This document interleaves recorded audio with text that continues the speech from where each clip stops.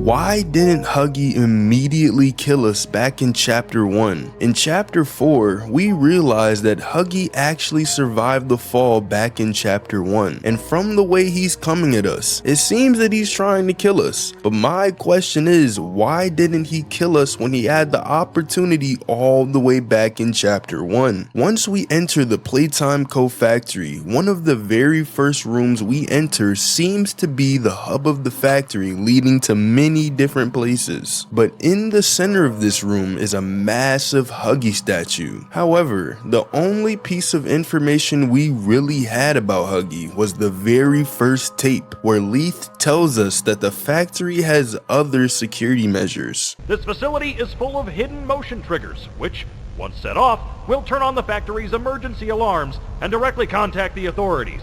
And that's one of the more tame aspects of our security system. No spoilers.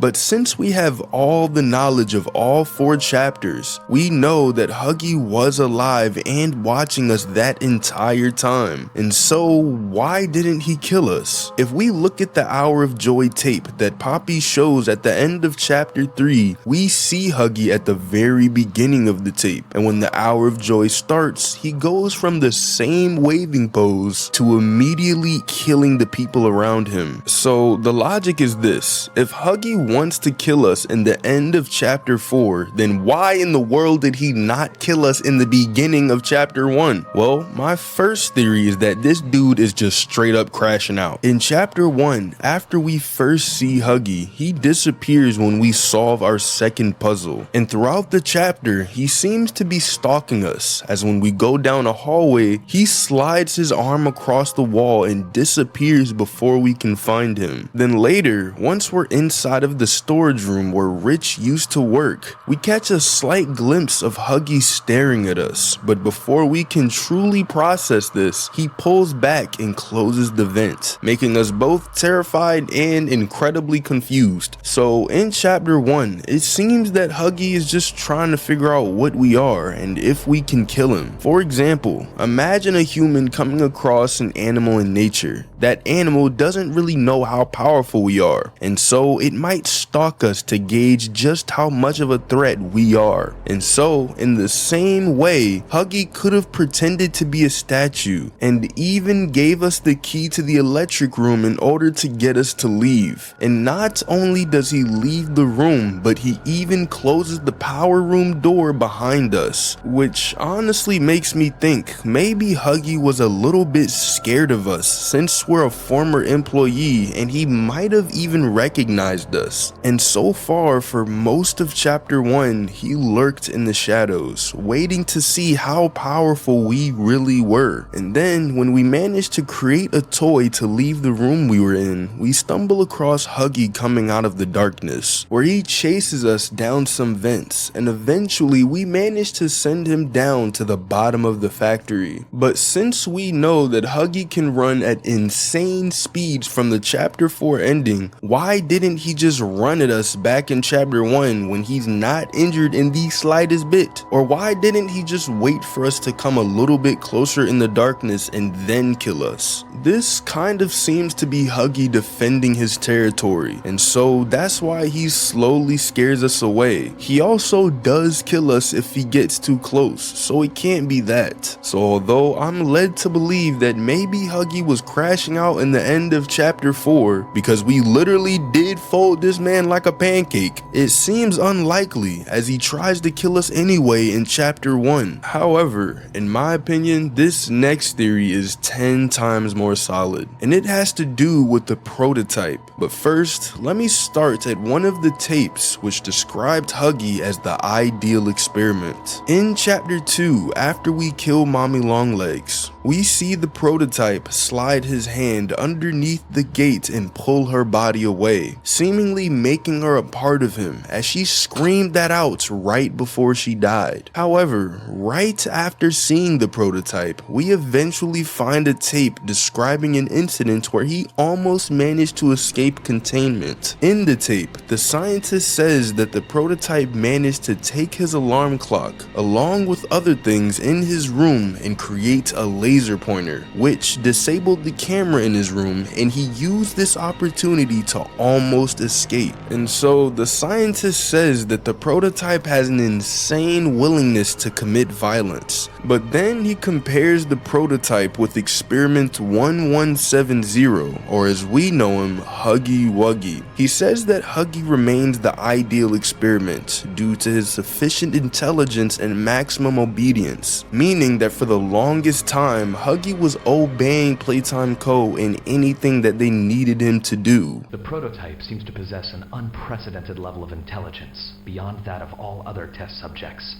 as well as an alarming willingness to commit violence. Further suppression treatments will need to be enacted to ensure that no other experiments develop these qualities. Experiment 1170, Huggy Wuggy, remains the optimal outcome due to his sufficient intelligence paired with maximum obedience. End of log. However, this was only up until the Hour of Joy, which we know was orchestrated by the prototype, probably due to his intense hatred for the employees and what they did to him. As in one of the last chapter 3 tapes, we again hear the prototype, but this time he's talking with Harley Sawyer. He tries to intimidate Sawyer by almost sounding like a complete psychopath, but we can also tell that he has a deep hatred for Sawyer. Do you feel anything? This question referred to what exactly? You stick us, beat us, tear at flesh. Do you feel it? But there's a secret inside you, 1006. Fight or give in. Regardless, I learn something new about you every day. It excites me. Thank you. You thank me? Absolutely. I learn something new about you every day. And to combine all of this with the fact that Dog Day also tells us that the prototype has a way of controlling the toys and that Dog Day had to literally fight off said control, this leads me to believe that the prototype gained control over Huggy, making him obey the prototype's every command instead of Playtime Co. As he goes from being the ideal candidate to literally murdering crowds of people within minutes. But I can't explain the meaning of all of this just yet, as I first have to talk about Harley Sawyer. In the chapter 3 story so far video, he hints that he's actually been watching us from the very beginning of the game and wanted us to go down the elevator shaft where we land in the beginning of chapter 4. Which brings us to now, doesn't it? Down they come, like lambs to the slaughter.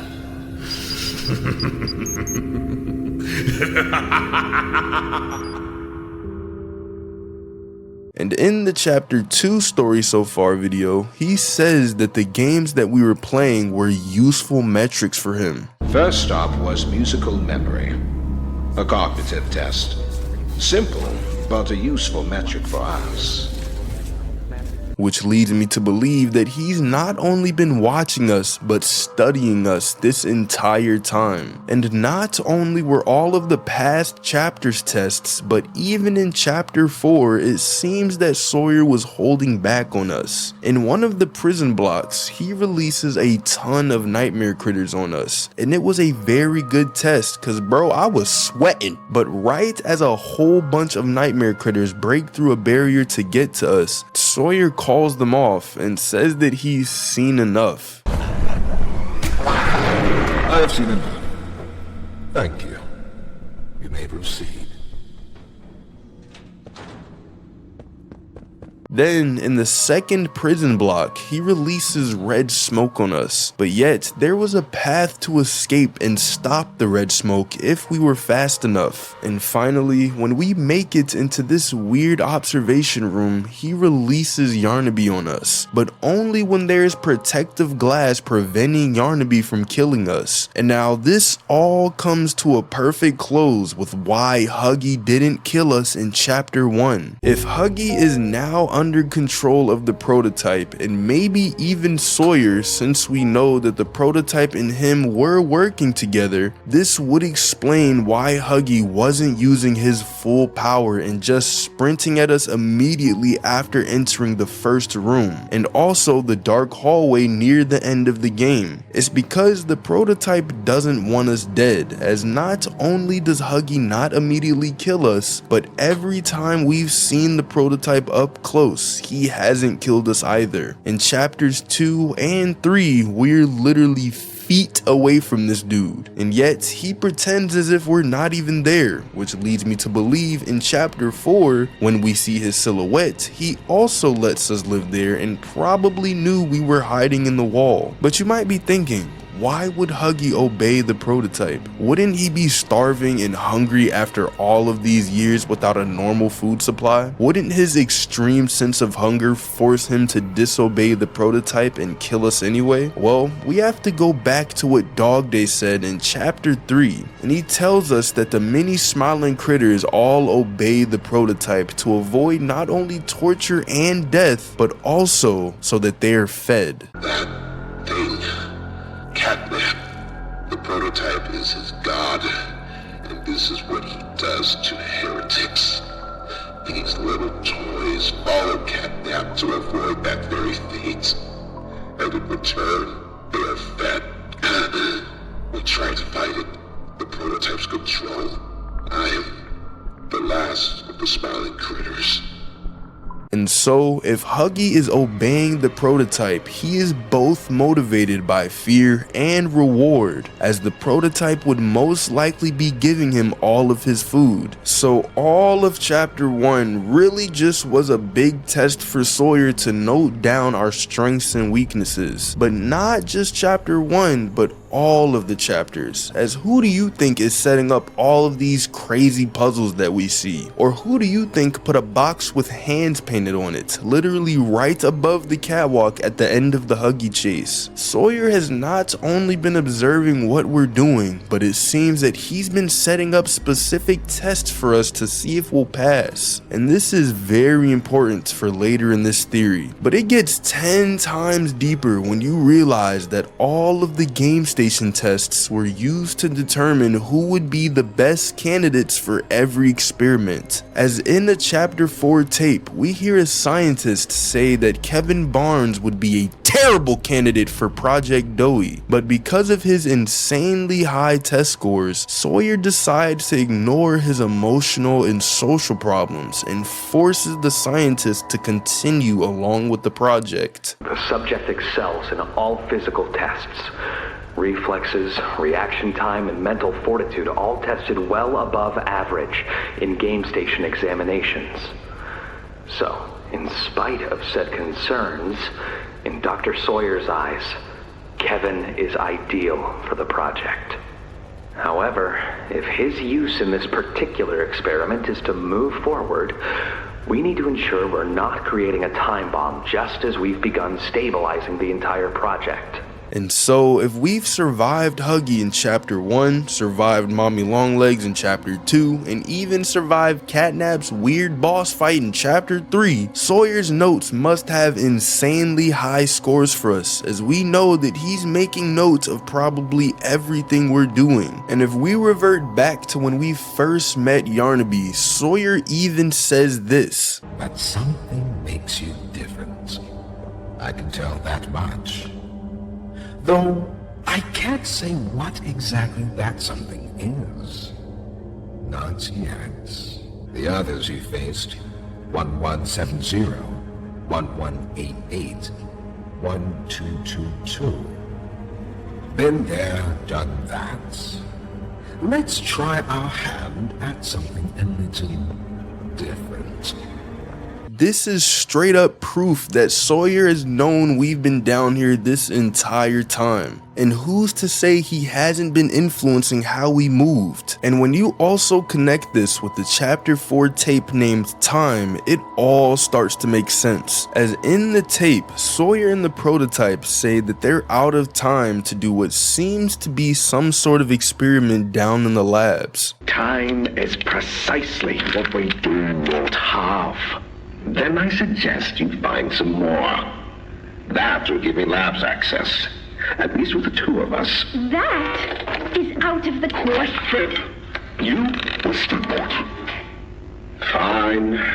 But you have no staff, virtually no test subjects. It's hardly ideal conditions. Now, if they've had a decade to do whatever it is they're doing, why would they all of a sudden just run out of time? Well, it's possible that they're out of time because we've made it into the factory and getting closer and closer to the labs with every test that they throw at us. And when we realize that the prototype isn't killing us, even though we're killing some of the toys who help him, such as Catnap and possibly even Huggy. If this theory is true, this could mean that the prototype actually needs us for an experiment, which would explain why Huggy doesn't kill us unless we fail the test, and it explains why Sawyer is taking notes of our game station scores and other things, and it even explains why the prototype hasn't killed us even though having the opportunity to do so multiple times. Which leads me to the final conclusion. The reason that Huggy didn't kill us in chapter 1 was because he's part of a larger plan that the prototype has for us in some form of experimentation. And because Huggy needs to eat and is also terrified of what the prototype has done to the smiling critters, which we see with Dog Day, he came at us slowly, and the prototype could have commanded him to kill us only if we were too slow. Because if we were too slow, then we wouldn't be the ideal candidates for whatever experiment he could be doing. But now, in chapter 4, with Huggy running at us extremely fast, banging on the door and screaming,